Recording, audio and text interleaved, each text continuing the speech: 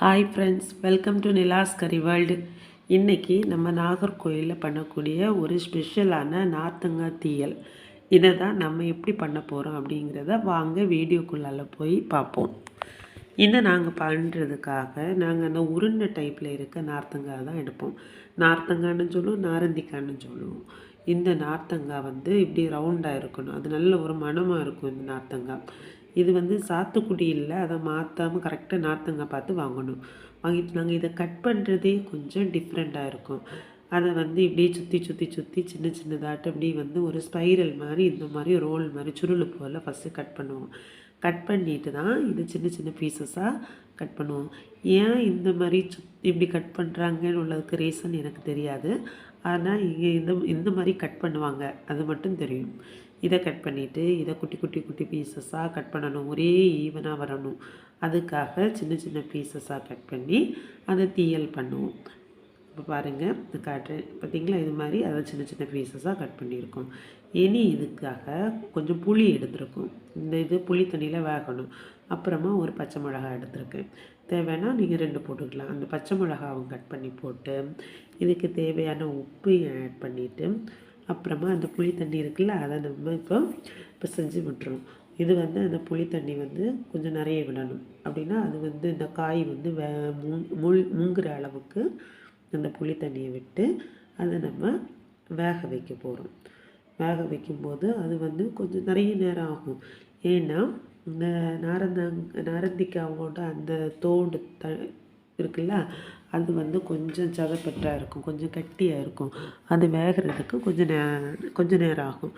அது அடுத்தது அது கொஞ்சம் குழுக்குழுன்னு அந்த மாதிரி வரும். அதனால கொஞ்சம் அதிகமாக புளி தண்ணி விட்டு தான் அதை வேக வச்சு எடுக்கணும். அது கொஞ்சம் நல்லா வெந்ததுக்கப்புறமா அதில் கொஞ்சமாக மஞ்சள் பொடி, 1 ஸ்பூனுக்கு வத்தல், ஒரு 2 ஸ்பூன் அளவுக்கு இருக்கும் மல்லி, இவ்வளவும் போடணும். இந்த மல்லி நாங்கள் எங்கள் வீட்டில் எப்படின்னா கூட கருவேப்பிலையும் மல்லியும் வறுத்து அதை இடித்து வச்சுருப்போம். அதனால அதோட கலர் கொஞ்சம் நல்ல டார்க்காக வரும். இப்போ தெரியாமல் இருந்தாலும் கடைசியில் அந்த குழம்பு நம்ம இறக்கிட்டு தாளிக்கும்போது அந்த கலர் கொஞ்சம் நல்லா டிஃப்ரெண்ட்டாக தெரியும். இன்னும் அது கொஞ்சம் நல்லா அந்த மசாலா எல்லாமே அந்த இதில் பிடிக்கணும்.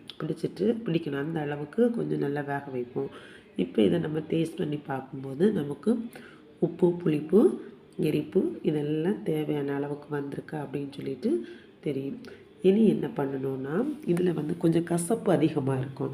அப்போ அந்த கசப்பை கொஞ்சம் குறைக்கிறதுக்காக கொஞ்சமாக சர்க்கரை, வெல்லம் சொல்லல, அந்த சர்க்கரையை பொடி பண்ணி இதில் போடுறோம்.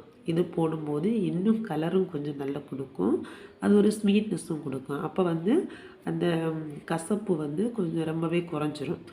இந்த கூட்டில் மெயினாக என்னென்னா கசப்பு, புளிப்பு, உப்பு, எரிப்பு, காரம், அது அப்புறமா இனிப்பு, இப்படி 5 சுவையும் இருக்கும். இதுதான் இந்த கூட்டோட ஒரு ஸ்பெஷலே. இப்போது நம்ம என்னென்னா இது எல்லாம் முடிஞ்சிச்சு. இனி இதை தாளிக்க போகிறோம். தாளிக்கிறதுக்காக என்னென்னா நல்லெண்ணெய் இருக்குல்ல, அந்த நல்லெண்ணெயை கொஞ்சம் அதிகமாகவே நம்ம ஆட் பண்ணலாம். ஏன்னா இது கெடாமல் நம்ம வைக்கிறதுக்காக. இது 1 வீக் ஆனாலும் கெடாமல் இருக்கும். அதுக்காக இதில் கொஞ்சம் நல்லெண்ணெய் ஆட் பண்ணிவிட்டு அது காஞ்சதும் அதுக்கப்புறமா கொஞ்சமாக கடுகு பொரிய போட்டுட்டு அந்த கடுகு பொரிஞ்சதுக்கப்புறமா கொஞ்சமாக கருவேப்பிலை, இதுக்கு கூடால வத்தல், முழு வத்தல் இருந்துன்னா அதையும் நம்ம பிச்சு போட்டு அதையும் தாளித்து இதுக்கு மேலே போட்டு கொட்டலாம். இப்போ நமக்கு ரெடி ஆகிட்டு. இது எங்கள் ஊரில் இந்த கல்யாண வீடு ஃபங்க்ஷனில் வைக்காத வீடே இருக்காது. கம்பல்சரியாக இந்த கூட்டு அவியல் கூடால இருக்கும். இது மாதிரி வேறு நிறைய நாகர்கோவில் ஸ்பெஷலும் என்னோடய சேனலில் நான் போட்டிருக்கேன். என்னோடய வீடியோஸ் உங்களுக்கு பிடிச்சிருந்துன்னா என்னோடய சேனலை சப்ஸ்கிரைப் பண்ணுங்கள், லைக் பண்ணுங்கள், ஷேர் பண்ணுங்கள், கமெண்ட் பண்ணுங்கள். தேங்க்ஸ் ஃபார் வாட்சிங்.